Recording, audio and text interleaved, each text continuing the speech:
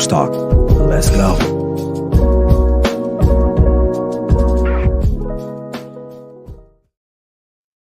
Good morning, everyone. Happy Sunday morning. It's me, your boy Ryan Flowers, aka Clutch Sports Talk, and I'm back in the house again with another episode of NFL Sunday Wake Up with me. Listen, Wildcard Weekend has begun. Started off with a bang yesterday with two games.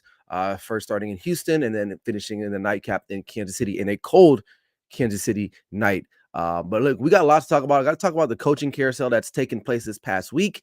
Some notable coaches that are gone.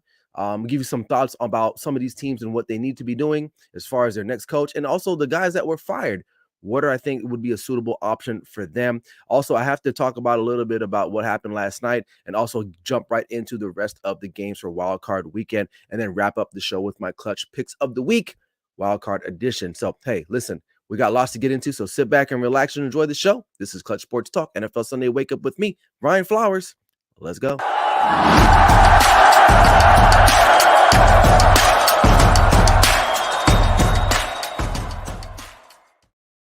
Good morning. Welcome in, man. I hope you guys are doing all right on this Sunday morning. It's kind of the beginning of the end, right? With the playoffs starting, it just means that the NFL season is coming to a close very shortly, and I'm a little bit sad about that. But nonetheless, man, we got a show to do. We got to keep pressing forward. If you're watching for the first time, welcome. Make sure you haven't, if you haven't already, go ahead and subscribe right now if you're watching on YouTube, and drop a comment right now. If you guys are watching right now, hey, we can talk about whatever we want to talk about in here. So it's an open forum for everybody. But shout out again last night to the Houston Texans. Now, I didn't pick them to win, and I'll be straight up, and I was wrong. And it's not because I didn't like the team. Obviously, you guys know I like the Houston Texans. I just thought that a more veteran-laden team would have came into Houston and got the job done, but I was wrong. I mean, not to say that it was a slight at C.J. Stroud. I thought he's the real deal, man. C.J. Stroud is the real deal, and I know Carolina, they're kicking themselves in the ass, but that's neither here or there. But listen, the Houston Texans, man, they got after Joe Flacco. They made Joe Flacco look like Joe Flacco from last year when he was on the Jets. Like, for the last month or so, 2 months, Joe Flacco has been on a tear, doing whatever he needs to do to be a viable quarterback in the National Football League. And last night, I mean, he gave them how many? 2 interceptions, if I'm not mistaken. So the Houston Texans did their damn thing. So shout out to them for doing what they needed to do. Let me know in the chat, who are they playing next now, or what's the situation based? I think if they get the winner, either they might be going to Buffalo. Buffalo wins. I don't know. Let me guys know. But anyway, also staying in the AFC, Miami Dolphins. Good team, good story. They're just not equipped to win in the playoffs, man. I don't think Mike McDaniels is a bad coach. I don't think their roster isn't bad. Their quarterback Tua, he'll get a lot of flack, but he does need perfect conditions, I would say. And obviously, last night watching that game, that was not perfect conditions. That field looked more like concrete, right? The Chiefs, they're battle tested. They're Super Bowl winners. They may not look pretty all the time. I'm not saying they're going to go out and win the Super Bowl, but you got to give them credit, in a cold environment, harsh environment, albeit they're at home. They did what they needed to do to get the victory. And as far as if you're a Miami Dolphin fan and you're waking up and you're just like, man, did we win like 10 plus games? And we have Tyreek Hill, we have Jalen Waddle, but I feel like towards the end of the season, the injuries just kind of came back to bite them in the ass. Tua really did not look great last night in the cold. They only managed to get that one touchdown, I believe, or was it? Yeah, one touchdown, I think, to Tyreek Hill earlier, and then in the second quarter, something like that, first quarter. But just he's very limited. He's very limited. Not saying, and listen, here's the thing. When you say someone's limited, it doesn't mean they suck completely. They just have some things that they just need to overcome, and maybe he can get better. But at this point, I don't really think he can get any much better than what he is now. He does need to be surrounded like other really good quarterbacks as well. It's very rare that guys out there that can go out there and just do their thing on their own. It's a team sport. So, but if you're a Miami Dolphins fan, it's a little disappointing because, 2 years in a row, you have to go on the road. They should have won last week, right? They basically, Josh Allen was trying to give them that game and they end up losing at home. They lose the home field advantage. They got to go on the road to Kansas City and they just couldn't get it done. And so I don't know. I don't know where they go. I don't think that they're a bad team. They're a really good team, but they just missing something to get over the edge, and I just don't know what that is. So we got some comments in here early already. Good morning. What's up, my boy Barry? What's up, my guy? Uh, the Grid Network. What's up? What's up, man? And then my guy Amir Hot, he said, "Let's go football Sunday." Appreciate you for tapping in, gentlemen. But yeah, so let's recap from last night. But let's get into some coaching scenarios. Let's see. Where would I start? Let's start with New England. Let's start with Bill Belichick, right? Because he's a legend, right? So he was fired, or they decided to part ways. And honestly, it was time. It was time.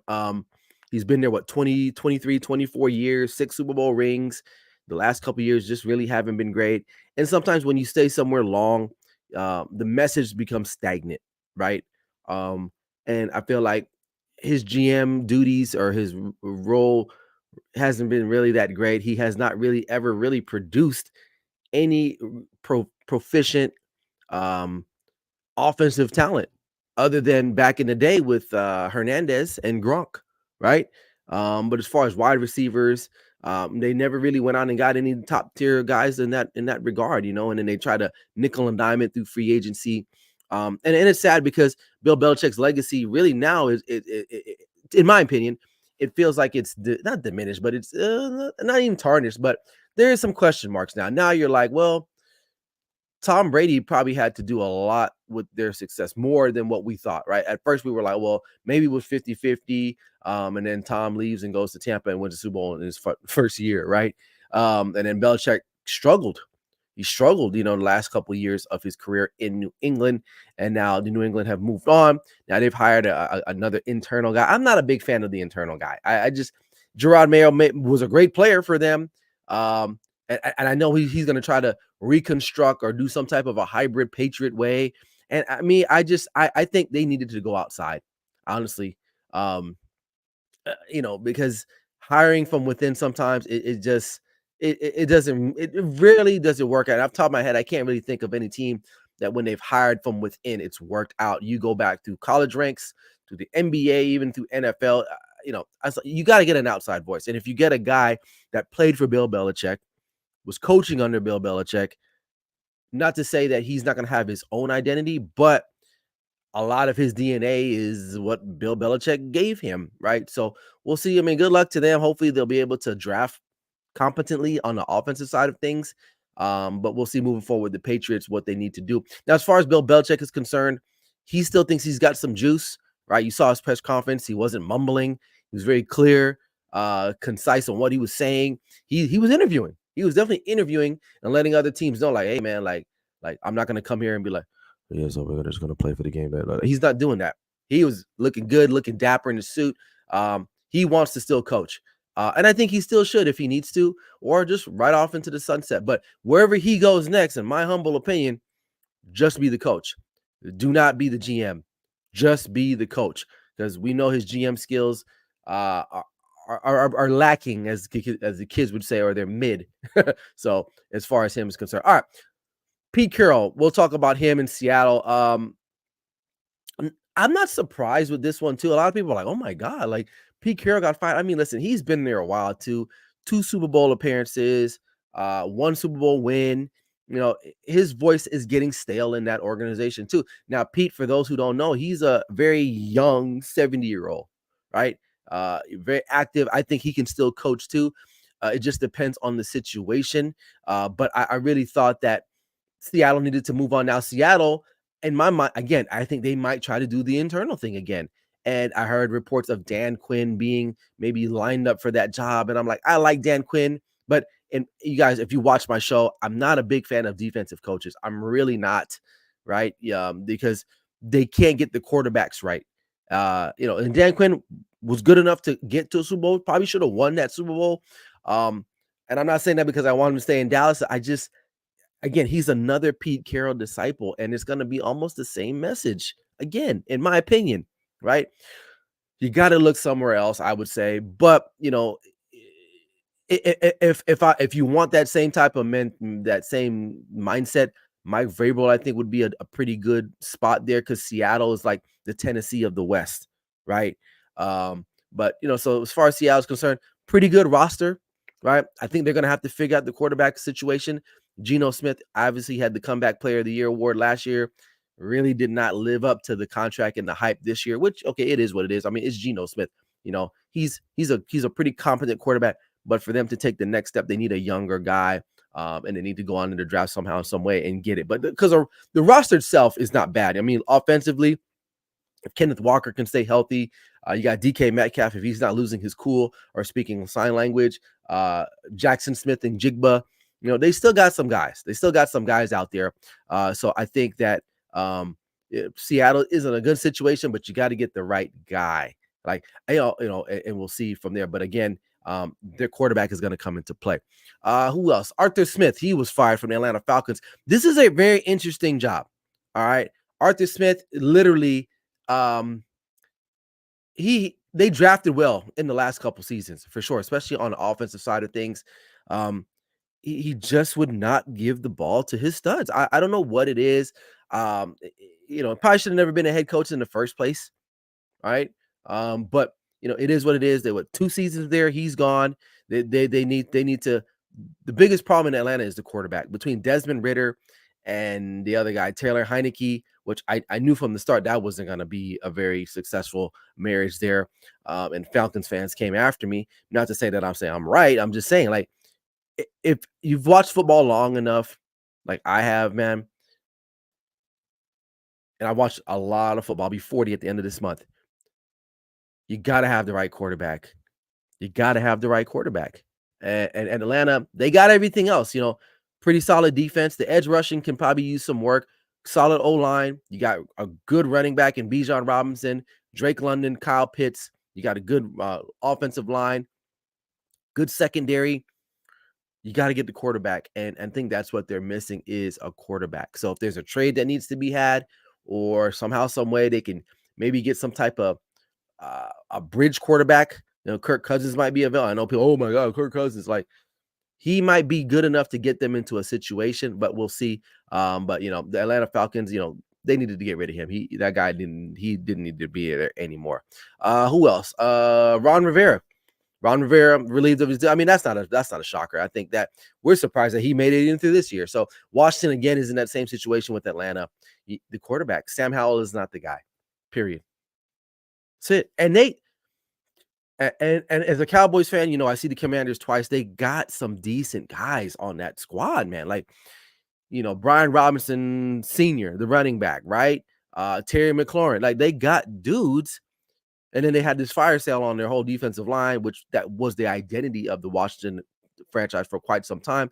Those guys have been shipped out. But again, they don't have the quarterback in place there.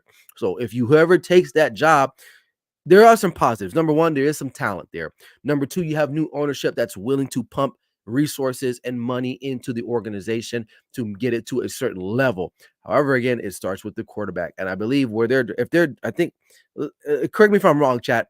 I think the Commanders are in the top, I don't know where they're, top 5, right? In the draft this year. I don't know off the top of my head. But quarterback definitely has to be something that they address. And they need to get a coach in there immediately. Now, will Eric Bieniemy be the guy that they interview because he's still in-house?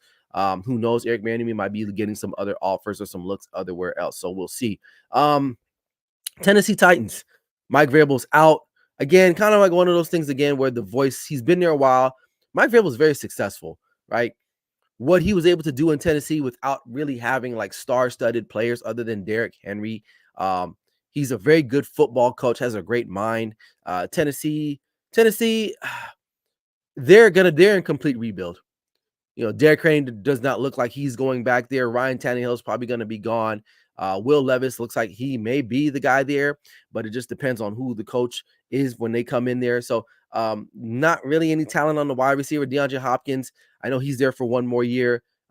Does he hold out again? Does he feel like, man, like I came here for a 2-year deal, but now everything's kind of falling apart around them? So Tennessee probably is in a legit rebuild mode for sure. But those are the guys. Who is there anybody else that I'm missing that got fired this in the last couple of days or so or recently?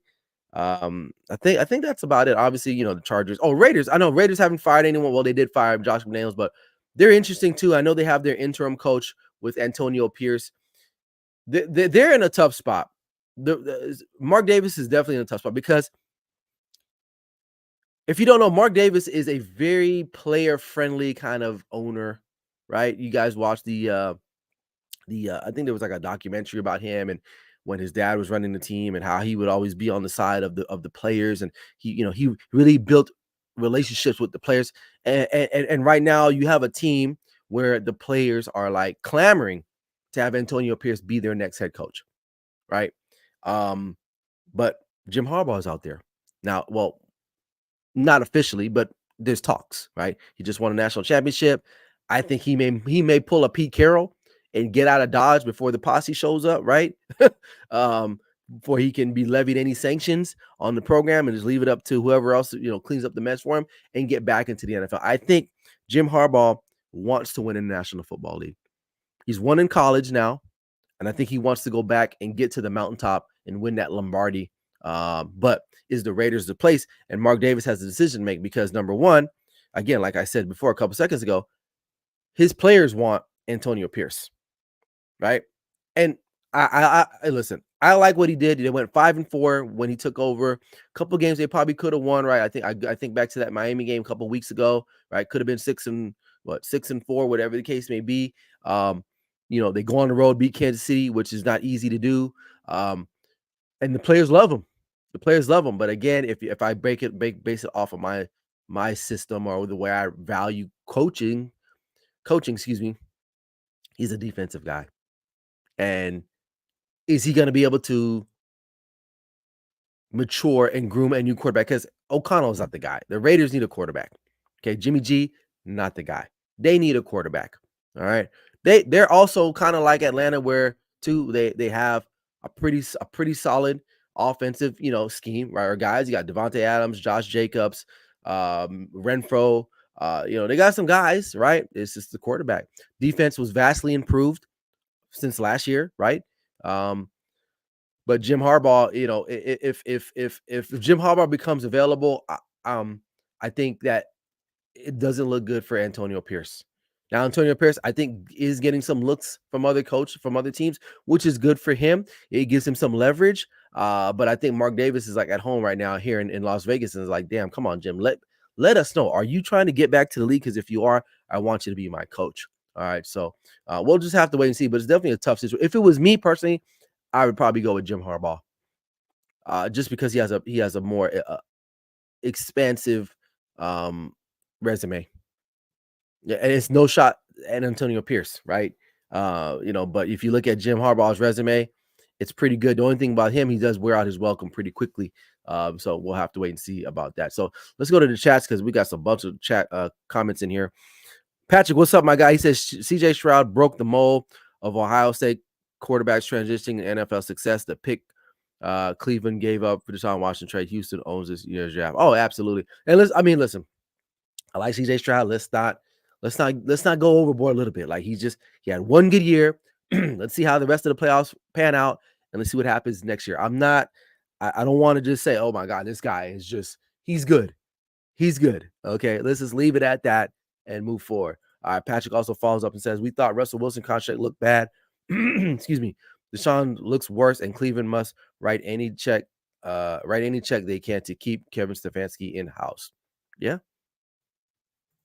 The Grid Network chimes in and says D'Amico Ryan was in house too, though. Remember, sometimes it does work out. Yeah. Oh yeah. Yeah. He was in house. However, he went to San Francisco to be a coach, and he learned how to be a coach from there. D'Amico Ryan was a player in Houston, right, under a different culture, under a different regime.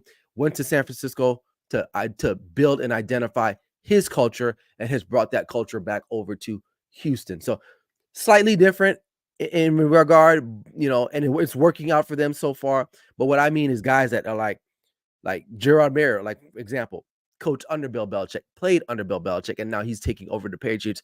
It's going to probably be a lot of the same thing. The Patriot way, but in a hybrid format. So, but I see what you're saying there, Grid Network. All right. Patrick says Seattle hit on all their picks. Where Witherspoon was good. The core, like I said, they got a good young core. They just got to figure out the quarterback situation moving forward, and they got to keep guys healthy like Kenneth Walker. Washington has former. Yep, I read about this. Bob Myers has been elicited by the ownership for the Washington Redskins to maybe look for their next coach as well. Bob Myers from the Golden State Warriors, who's won multiple championships. He is in helping out. He's in house helping the Commanders as well. Patrick follows up and says Jim Harbaugh will meet with the Chargers here soon. If they're able to get him, Justin Herbert will find. Here's the thing about the Chargers. A lot of people will say this that's probably the place he'll go. I don't think it's a great place to go. Historically, the Chargers organization sucks. They fumble everything. They got cap issues, right? Who's Justin Herbert going to be throwing to at this point? I mean, I get it. It's LA. Justin Herbert is a good talent. I mean, they're gonna have to restructure some guys. They just paid Herbert. I don't think it's so much of a open and shut door case with that particular organization, right? Jim Harbaugh can go to Atlanta's got cap space, right? I think Atlanta right now is in a better situation. You're in a very winnable division, right? Because if you go to the AFC West, you're going to be dealing with the Chiefs, and I know the Chiefs really ain't looking that great, but I'm saying they're in the playoffs. They're perennial powers in there, so I'm not quite so sold on the Chargers thing at this point.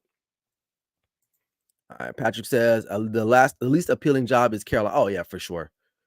Whoever takes Carolina's job, you literally just you're on the hot seat the minute you get there, right? Unless somehow, some way they can have an influx of talent on their roster, that's not a good job at all. And on top of that, you're dealing with a very, very sporadic, and I'm being very nice here, sporadic owner. You know, that's not an appealing job. And David Tepper, he just needs to sell that team because I don't think any really legitimate coach is going to want to coach there, right? Unless you have an ego and you're like, oh, I can turn that around, and you got coaches like that. We'll see, but I just don't see it. I don't see it happening there. I really don't. So, all right, there you go. That's the coaching carousel around the National Football League, man. Let's talk about some picks or some games. All right. Starting this afternoon, Dallas Cowboys at home against the Green Bay Packers. I'm a little worried about this game. If I'm being not a little, I am worried about this damn game. Now I did pick the Cowboys to win, but oh my God, I was up all night when I did my clutch picks of the week the night before. I was like, am I really gonna pick the Cowboys? Because they've disappointed me time in and time out. And not only have they disappointed me, they've had some heartbreak losses to the Packers in the playoffs in recent history. So keys to the game for both teams, I would say. For Green Bay, you have nothing to lose. You guys should be loose, right? Young team. A lot of people didn't even expect them to be in the playoffs, I would say. Jordan Love playing really good football the last, month and a half. So they run the ball very well with Aaron Jones and Dylan back there. They have nothing to lose. They're playing with house money at this point. So that's the biggest key for them is come in, play loose, have fun, and run the football. That's the way, and get on the Cowboys early. Now, on the flip side, Cowboys have all the pressure. Dak Prescott has all the pressure. You're 8-0 at home. You've won a few games by 20 points or more at home.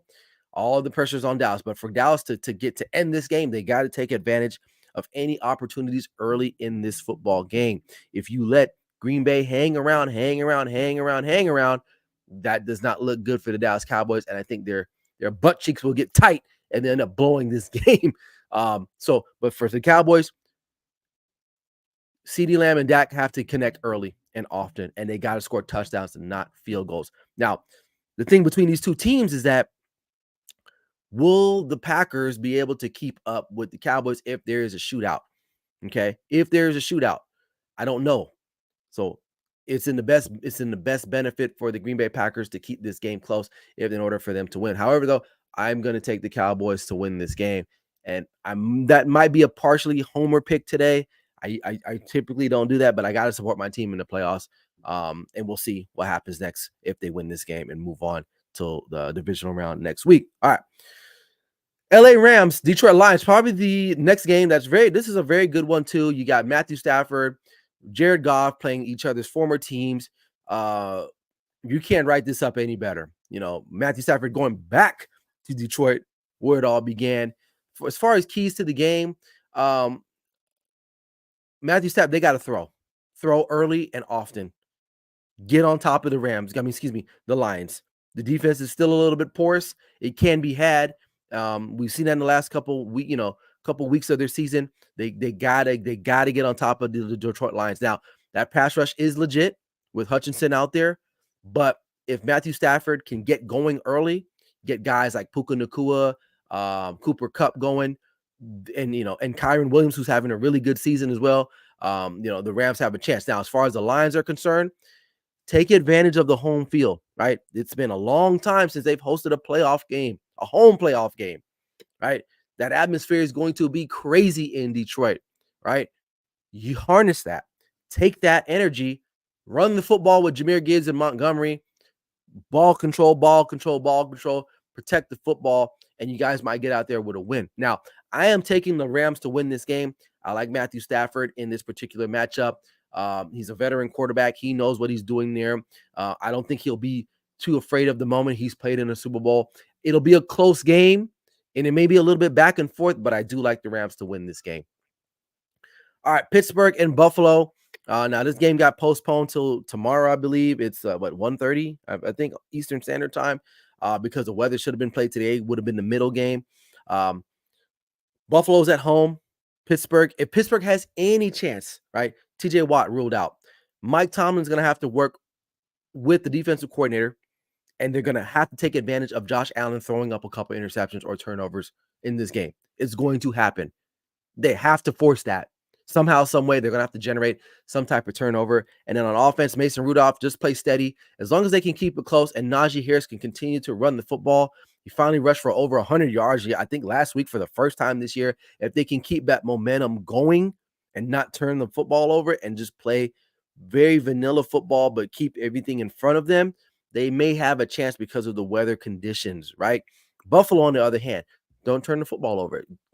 If they have a chance to strike early and often and just kill the Steelers from the jump, almost like the Cowboys. Now, I think, though, the Bills are in a better situation because, let's just be real, Pittsburgh's offense is really pretty much inept consistently.